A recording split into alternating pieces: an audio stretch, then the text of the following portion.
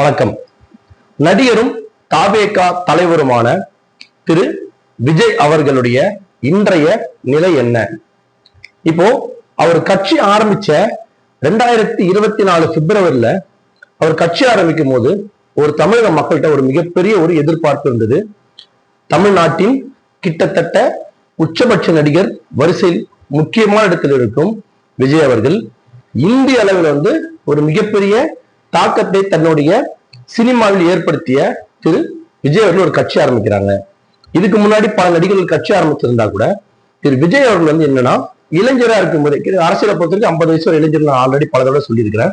இந்த ஒரு இளைஞரா இருக்கிற நேரத்திலேயே அதுவும் தன்னுடைய தொழில் உச்சகட்ட வருமானத்தை பெற்று இந்த நேரத்துல தைரியமா அவர் பாலிடிக்ஸ் உள்ள வராரு. அப்ப அதனுடைய எதிர்பார்ப்பு பன்மடங்கு அதிகமா இருந்தது. 2024 பிப்ரவரியில அவர் 2024 நடந்த நாடாளுமன்ற தேர்தலில் ஒரு போட்டியிடல.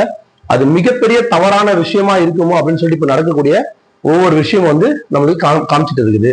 2024 நடந்த அந்த ஒரு மாபெரும் ஒரு மாநாடு, அதுக்கப்புறம் 2025 நடந்த 2வது மாபெரும் மாநாடு, இது வரைக்கும் 10 மீட்டிங்ல இருந்து 11 மீட்டிங் பேசியிருப்பாரு.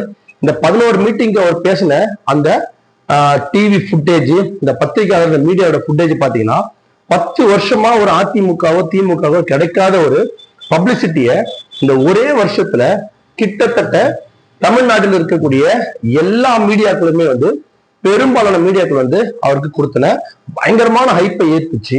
சோ அதனால விஜய் இன்னைக்கு தமிழக மக்கள் மத்தியில ஒரு மிகப்பெரிய இடத்தை பிடிப்பாரு, அதிகமான வாக்குகளை பெற்று ஒரு மிகப்பெரிய ஒரு சாம்ராஜ்யத்தை அமைப்பாருன்னு சொல்லிட்டு எல்லாருமே எதிர்பார்த்து காத்துட்டு இருந்தாங்க. அவர் தன்னுடைய முதல் மாநாட்டில என்ன சொன்னாருன்னா, நம்ம தனியா நிற்கிறோம், இன்கேஸ் தனியா நிக்காம நம்ம கூட்டணியா நின்னு சொன்னா கூட்டணி கட்சிகள் நம்ம இடம் ஒதுக்கணும் அப்படின்னு சொல்லிட்டு அவரோட ஒரு ஸ்டெப்புமே இந்த கூட்டணி சம்பந்தப்பட்ட விஷயம் தொடர்ந்து செயல்படுத்திட்டே இருந்தாரு. தொடர்ந்து அந்த விஷயமா பேசிட்டே இருந்தாரு. நம்ம கூட மீடியால பாத்தீங்கன்னு சொன்னா அவங்க எப்பயுமே விஜய் தான் தமிழ்நாடு அப்படின்ற மாதிரியே பேசக்கூடிய மீடியாக்கள் தான் இன்னைக்கு தமிழ்நாட்டில் இருக்கிற பெரும்பாலான மீடியாக்கள். மற்ற யாரு ஒரு மலையே போட்டாலும் அவங்களை பத்தி ஒரு நிகழ்ச்சி கூட போட மாட்டாங்க. ஆனா ஒரு காரை விட்டு வெளியில வந்தாலே அவர் நிகழ்ச்சி ஆரம்பிச்சிருவாங்க. நிகழ்ச்சி ஆரம்பிச்சு அவரை போய் முடிச்சுட்டு மட்டும் வீட்டு ஏர்போர்ட்ல வீட்டுக்கு போய் சேரி பனையூர் பில்டிங்ல அந்த கதவை திறந்து உள்ள போற வரைக்கும் அவரை பெரிய மாசா கிரியேட் பண்ணி ஒரு மனிதன் ஒரு சாதாரண அரசியல்வாதியா உள்ள அவங்க நினைச்சுன்னு ஒரு மிகப்பெரிய ஆளாக்குனது இந்த மீடியால எனக்கு எந்த மாற்று கருத்துமே கிடையாது. அவரு ஒரு சாதாரண ஒரு அரசியல் தலைவரை அவங்க செயல்பட நடத்திருந்தாங்கன்னா இன்னைக்கு இந்த அளவுக்கு ஒரு நிலைமை விஜய் சந்திச்சிருப்பாரான்னு தெரியல. இவ்வளவு பேசுறதுக்கு என்ன காரணம் அப்படின்னா, எல்லாருமே விஜய் பக்கம் நோக்கி ஓடுவாங்க. விஜய் கட்சி ஆரம்பிச்சோன்னா விஜய் நோக்கி ஓடுவாங்க. இவரே என்ன பண்றாருன்னா, எடப்பாடி பழனிசாமி ஐயா கூட ஏடிஎம்கே கூட்டணி பேசும்போது கூட நீங்க துணை முதலமைச்சரா இருந்தீங்க, நான் முதலமைச்சர் வேட்பாளர் நான் தான் அப்படின்னு சொல்ற அளவுக்கு அதிகமா டிமாண்ட் பண்ணுவார் விஜய். அது விஜய் கட்சியில சேர்ந்துருக்கிற முக்கியமான இந்த ஆதவர்ஜினா இவங்க எல்லாம் என்ன அரசியல் தெரியும்னு சொல்லிட்டு அந்த கடவுள் தான் வெளிச்சம். இந்த ஆதவர்ஜினா அப்புறம் நம்மளுடைய சீட் நிர்மல்குமார் இவெல்லாம் அந்த கவர்மெண்ட் எம்ப்ளாயி. நிர்மல்குமார் ஒரு முன்னாள் ஒரு உயர் அதிகாரி. அவருக்கு அரசியல் பத்தி என்ன தெரியல. நிர்மல்குமாருக்கு கொஞ்சம் ஓரளவுக்கு அரசியல் அனுபவம் இருக்கு. அவர் ஓரளவுக்கு பாலிடிக்ஸ் கொஞ்சம் கரெக்டா பேசுவாரு. மற்றபடி அந்த கட்சியில் இருக்கிற இந்த யூடியூபர் நம்ம யூடியூபர்லாம் அந்த கட்சியில ஒரு மெயின் நம்பரு.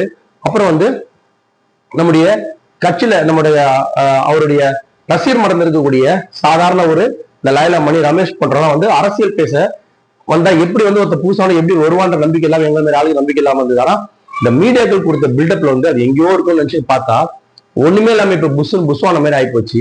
இன்றைக்கு விஜய் இருக்கிற நிலைமை பாத்தீங்கன்னா, ஒரு பக்கம் அவரோட படமே ரிலீஸ் ஆகல, பிஜேபி போட்டு அழுத்து அழுத்துது. இன்னொரு பக்கம் பாத்தீங்கன்னா சிபிஐ வச்சு இவரே கேட்டு வாங்கிக்கின யானையே தன் மேல மண்ணள்ளி போட்டுக்கிற மாதிரி இவரே சிபிஐ கேட்டு இவரே அதுல வேற பிஜேபி போய் சிக்கிட்டாரு. இப்ப என்ஐஏன்றாங்க. அப்புறம் இன்கம் டாக்ஸ் சம்பந்தமான ஒரு கேஸ் எடுத்துட்டு வராங்க. பிஜேபிக்கு கேஸ் போட்டு அவங்களை மடக்கிறதா அவங்க வேலையே. நம்மள மாதிரி என்ன ஆச்சுன்னா இவர் சரி இவரை விஜய் சார் என்ன பண்ண போறாங்க, இந்த மாதிரி மடைக்கு கொண்டு இந்த என்டிஏ கூட இட்டு வர போறாங்கன்னு பார்த்தா நடக்கிறது எதுவுமே பார்த்தா என்டிஏ தான் ஆல்ரெடி ஃபுல் ஆயிட்டா மாதிரி இருக்கு. ஏன்னா ஏடிஎம்கேக்கு சீட்டு கொடுக்கணும், பிஜேபிக்கு சீட்டு கொடுக்கணும், தினகரன் சாருக்கு சீட்டு கொடுக்கணும், அப்புறம் எம்எப்பி நம்ம அன்புமணி ராமதாஸ் சீட்டு கொடுக்கணும், மேலும் தேமுதிமுகவோ இல்லைன்னா வேற சின்ன சின்ன கட்சி சீட்டு கொடுக்கணும். இதுக்கப்புறம் விஜய் உள்ள கூட்டிட்டு அவருக்கு எவ்வளவு சீட்டு கொடுப்பாங்கன்னு தெரியாது. அப்ப சில அரசியல் விமர்சனம் சொல்ற மாதிரி இவரை இந்த முறை அரசியலே போட்டியிட வைக்காம ஒரு விஷயம் பண்ண போறாங்க அப்படின்ற மாதிரிதான் நமக்கு தோணுது. ஒரு வித்தியாசமான ட்ரீட்மெண்ட் பிஜேபியில கொடுக்கப்படுமான்னு தெரியல. பட் அதை அவர் செயல்படுத்துவாரா செயல்படுத்த மாட்டாரா, பிஜேபிக்கு அடங்கி போவாரா அடங்கி போக மாட்டாரா $1 மில்லியன் கொஸ்டின். நம்ம அந்த விஷயம் நம்ம உள்ள போக விரும்பல. அவருமே தொடர்ந்து அரசியல் படம் தான் நம்மள மாதிரி ஆளுங்க ஆசைப்படுறோம். ஒருவேளை இப்ப அவர் நினைச்ச மாதிரி கூட்டணி அமையல. இப்ப மீடியாக்கள் என்ன கேள்வி நம்ம கேட்கறது, அவங்க சும்மா இருந்தவர் வந்து தினகரன் வந்துருவாரு, ஓபிஎஸ் வந்துருவாரு, வைத்தியலிங்கம் வந்துருவாரு. அப்புறம் வந்து அங்கிருந்து போன அன்புமணி ராமதாஸ் வந்துருவாரு. ராமதாஸ் பேச்சுவார்த்தை நடத்துற யாரு, நம்முடைய பாட்டாளி மக்கள் கட்சி நிறுவனத்தில் ராமதாஸ் வந்து இவர் பேச்சுவார்த்தை நடத்துறாரு. இன்னும் கூட இந்த பில்டப் வந்து குறைக்காம இன்னும் அப்படியே கண்டினியூ பண்ணிட்டே இருக்கிறாங்க. புதிய தமிழகமே, ஏசி சண்முகம், பாரிவேந்தர் எல்லாருமே விஜய்கிட்ட பேசுறாங்கன்னு சொல்லிட்டு இப்ப கடைசியா வந்துட்டாங்க காங்கிரஸ் கிட்ட.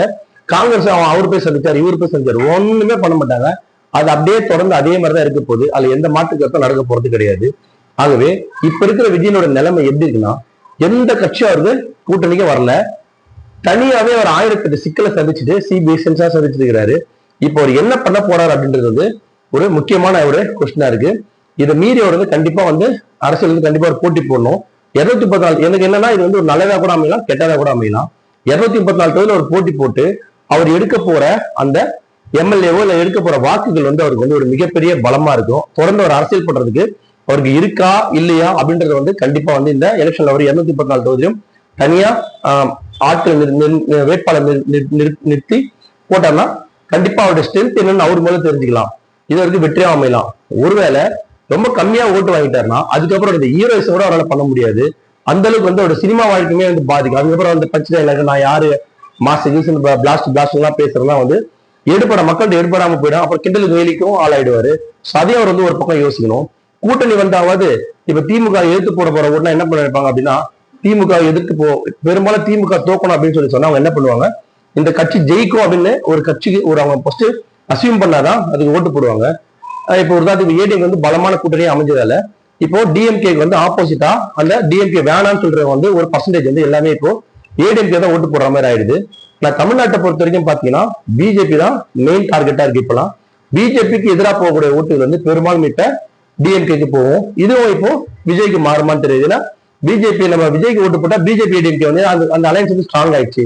சோ விஜய்க்கு வர வேண்டிய வாக்குகள் வந்து பல விஷயத்துல பல இடத்துல வந்து பிரிஞ்சு போறதால விஜய் வந்து தொடர்ந்து என்ன பண்ண போறாரு, எப்படி இதுக்கப்புறம் இந்த எலெக்ஷன் வந்து அவர் எப்படி ஃபேஸ் பண்ண போறாரு அப்படின்றது பாக்குறதே வந்து ஒரு மிக மிகப்பெரிய ஒரு சவாலான விஷயமாக இருக்கு.